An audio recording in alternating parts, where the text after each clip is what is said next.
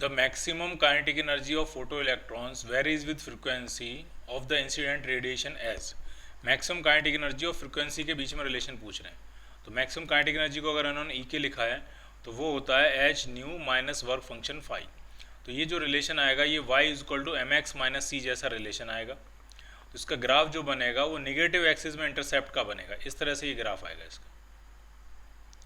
ठीक, तो ये जो ग्राफ है वो किससे मैच करेगा? आपका डी पार्ट से।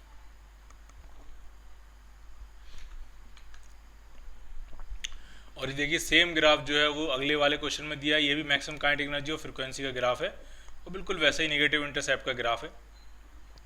और इसकी स्लोप किसके बराबर होगी ये पूछ रहे हैं, तो स्लोप यहीं से निकाल लेते हैं। अगर हम इसकी स्लोप देखेंगे तो स्लोप प्लैंक्स कांस्टेंट के बराबर है। ये जो स्लोप है वो आपकी प्लैंक्स कांस्टेंट के बराबर है। तो the slope of the graph is equal to Planck's constant, D part.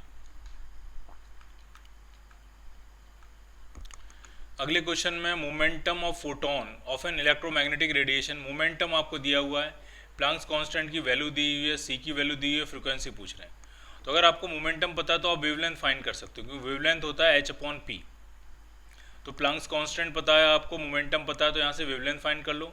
और वेवलेंथ पता है तो फ्रीक्वेंसी निकालना बहुत आसान काम है। फ्रीक्वेंसी का फॉर्मूला होगा c/λ, और स्पीड ऑफ लाइट आपको दी हुई है, लैम्डा से डिवाइड करेंगे तो ये आपको क्या मिल जाएगी? फ्रीक्वेंसी मिल जाएगी। ठीक, तो ये कैलकुलेशन खुद कर लेना, कोई ज़्यादा बड़ा काम नहीं है, आराम से हो जाएगा ये। अगले क्वेश्चन में कह रहे हैं कि कट ऑफ पोटेंशियल और फ्रीक्वेंसी के बीच में रिलेशन पूछ रहे हैं। ठीक है, तो मैक्सिमम काइनेटिक एनर्जी जो होती है वो आपकी होती है एच न्यू माइनस फाई, और मैक्सिमम काइनेटिक एनर्जी को रोकने के लिए जो पोटेंशियल चाहिए होता है उसी को स्टॉपिंग पोटेंशियल कहते हैं। तो यही EVS के बराबर होता है, स्टॉपिंग पोटेंशियल। ठीक है, या कट ऑफ पोटेंशियल, तो EV0 लिखा तो EV0 लिख देते हैं हम। तो यहाँ से जो V0 आपका आ जाएगा वो आपका आ जाएगा h/e times nu minus phi by E. तो ये रिलेशन भी y is equal to M X minus C जैसा रिलेशन है। ठीक, तो इसका ग्राफ जो बनेगा वो कैसा बनेगा? B part. ठीक, और स्लोप अगर कोई पूछेगा इसकी स्लोप क्या होगी, तो Planck's constant upon charge of electron, इस रेशियो के बराबर होगी इसकी स्लोप।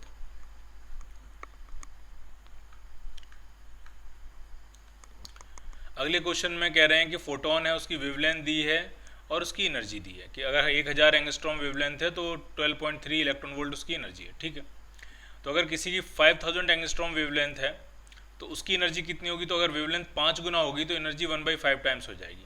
तो उसकी जो एनर्जी होगी डायरेक्ट मैं लिख देता हूँ, वो हो जाएगी 12.3/5, क्योंकि एनर्जी का फॉर्मूला जो होता है वो होता है hc/λ।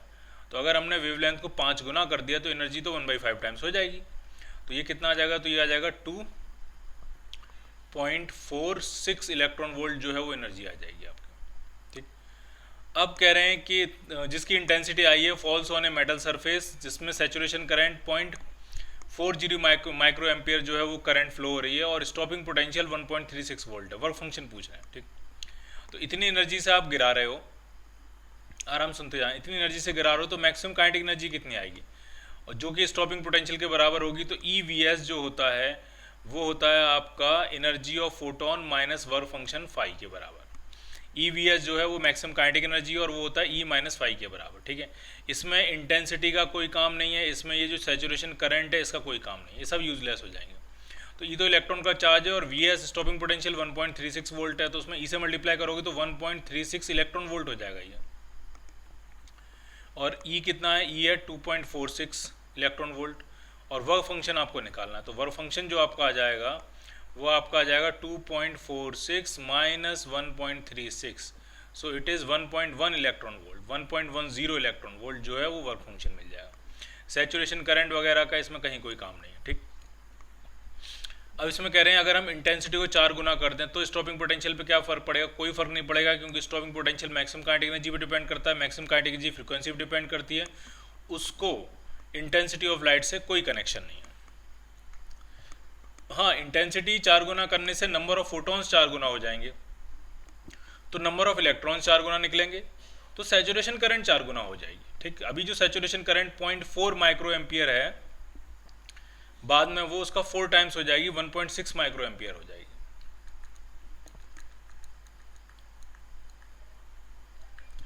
तो स्टॉपिंग पोटेंशियल में तो कोई फर्क नहीं पड़ेगा, ए पार्टी रहेगा 1.36 वोल्ट।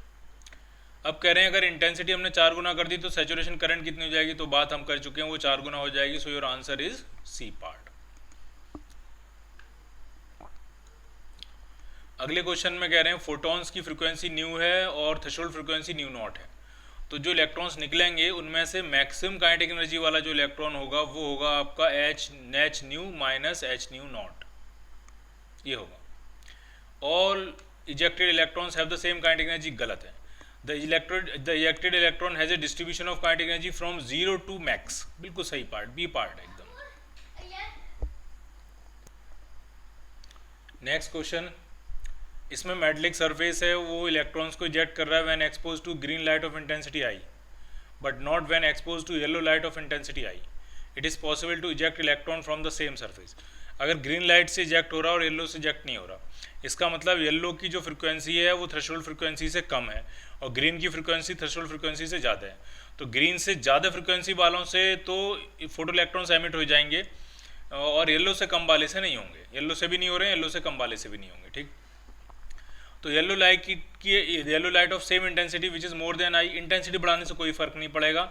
ग्रीन लाइट की जो इंटेंसिटी होगी, उस ग्रीन लाइट की कुछ भी इंटेंसिटी हो, ठीक है, उससे बाहर आ जाएंगे, येलो से बाहर नहीं आएंगे और रेड से तो बिल्कुल भी बाहर नहीं आएंगे, ठीक है। रेड की फ्रिक्वेंसी तो और भी कम होती है, तो इसका आंसर बनेगा B part, green light of any intensity. Which of the following graph gives the variation of photo current with voltage, applied voltage. तो ये हम ग्राफ क्लास में बना चुके हैं, क्या आंसर बनता है इसका, सी पार्ट, ठीक है। ये जो करंट होती है ये आपकी सैचुरेशन करंट होती है और ये वाला जो पोटेंशियल होता है ये नेगेटिव में स्टॉपिंग पोटेंशियल होता है, माइनस वी के बराबर होता है।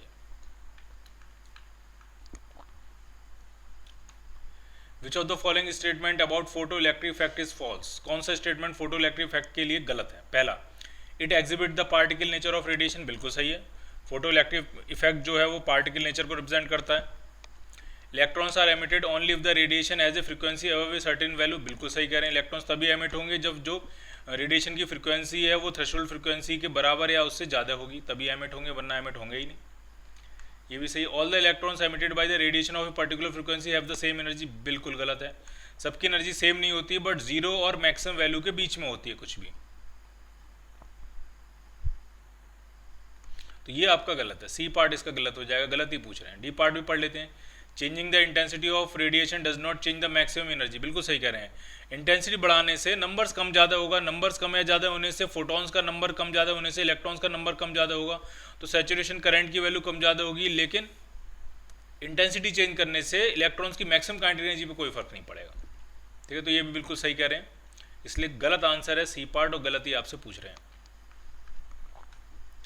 When the radiation of wavelength 3000 angstrom is incident on a photosensitive surface, the stopping potential is 2.5 volt, ठीक है। 3000 एंगस्ट्रॉम से 2.5 वोल्ट है, ठीक है। तो 1500 एंगस्ट्रॉम से कितना होगा जरा देखते हैं, यहाँ समझो आ रहा है हमसे।